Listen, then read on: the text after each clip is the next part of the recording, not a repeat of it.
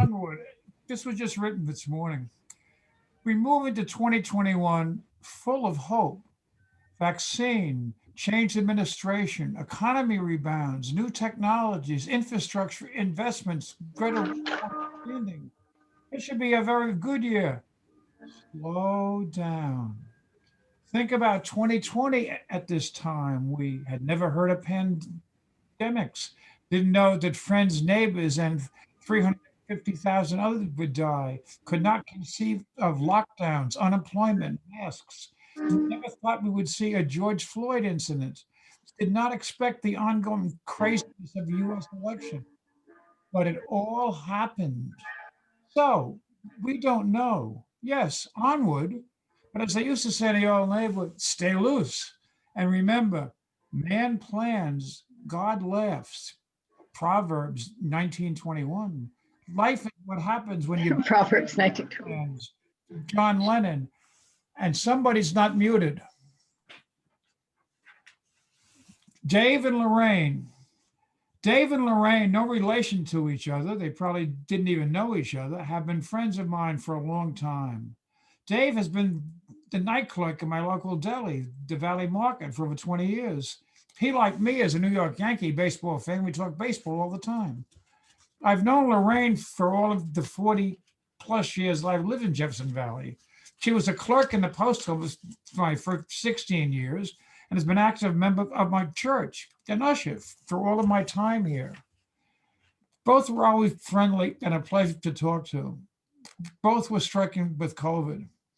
Here the similarity ends. David returned to work after 22 days. Lorraine died on Christmas Eve. So my story, their story, is both happy and sad. Probably the same as your COVID story. I believe that I have time for two, so I'll read this one. This is for baseball fans in the United States. Edward and George. Edward and George, both in the Baseball Hall of Fame, the greatest pitchers in the respective histories of their favorite teams, both left us last year. Neither were known by their given name. In the New York Yankee clubhouse, Edward Charles Ford was Whitey or Slick, while across the river in the New York Mets one, George Tom Seaver was known as simply Tom.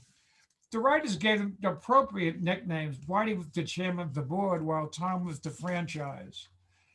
And both were big game pitchers. In the biggest game of the Miracle Mets 1959 season, Seaver pitched a near perfect game against the Chicago Cubs as the Mets roared past them, while Whitey won more World Series games than any pitcher in history. They had quite different personalities and backgrounds. Whitey from the streets of Queens could often be found in New York nightclubs with his buddies Mickey and Billy. Tom from California with a college background to live quietly in the Connecticut suburbs with his wife Nancy. Yet when they stepped on the mound in a big game, it mattered little if it were the left-hander Ford or the right-hander Seaver.